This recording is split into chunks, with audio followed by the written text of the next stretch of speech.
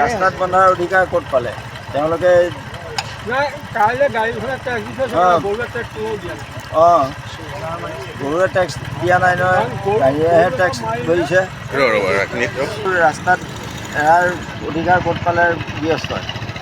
আৰু গৰু বান্ধিবলৈ ৰছীয়ে সতীয়া এৰি দিছে আৰু ৰাস্তাত গাড়ীত আহি জঁপিয়াই এক্সিডেণ্ট কৰি মানুহৰ দুৰ্ঘটনা কৰিছে।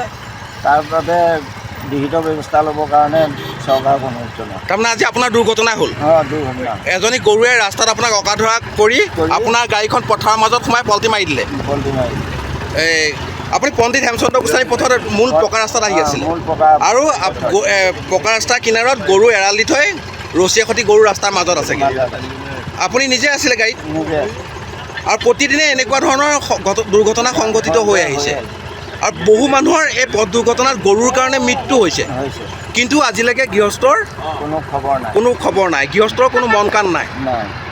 এই ক্ষেত্ৰত প্ৰশাসনেও ব্যৱস্থা লোৱা উচিত নে আপুনি কি কয় দাদা? আপুনি কওক। প্ৰশাসনে ব্যৱস্থা লোৱা উচিত বুলিয়ে ভাবোঁ। আৰু গৰু গৃহস্থৰ কাৰণে কি ক'ব আপুনি? গৰু গৃহস্থৰ কাৰণে গৰু গৃহস্থই যাতে এইখিনি নিজে নিজে গৰু পুহিছে তদাৰকি কৰি ৰাখক। অঁ, পথাৰত মেলক, নিজৰ বাৰীত মেলক, কিন্তু এই এনে পণ্ডিত হেমচন্দ্ৰ গোস্বামীৰ দৰে এটা অতি ব্যস্ত পথত গৰু ৰাস্তা কিনাৰত বান্ধি ৰছীয়ে সৈতে ৰাস্তাৰ মাজলৈ যোৱা ব্যৱস্থাটো কৰি দিব নালাগে। আৰু প্ৰতি বছৰে এনেকুৱা এটা পথ দুৰ্ঘটনাত বহু মানুহৰ মৃত্যু হৈছে আৰু আজি যদি আপুনি বাইক লৈ আহিলহেঁতেন আপোনাৰ হয়তো মৃত্যুৱে হ'লহেঁতেন। আৰু মানুহ হ'লহেঁতেন সেই টাইমত যদি আৰু বাইক চাইক আহিলেহেঁতেন, সেই টাইমত মুকলি আছিলে কাৰণে। হয়, আজি আপোনাৰ গাড়ীখন পথাৰত সোমাই পাল্টি মাৰি দিলে, ৰাইজে এতিয়া গাড়ীখন ফোন কৰিলে, কিন্তু এই আপোনাৰ আজি আপুনি মানে ক'ব বিচাৰিছে নেকি যে এই গাড়ীখনৰ যিখিনি ক্ষয় ক্ষতি হ'ল কোনে দিব?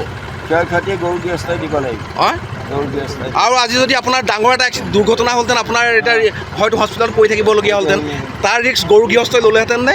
অঁ, সেইটো ক'ত গৰু গৃহস্থই ল'ব। ধন্যবাদ।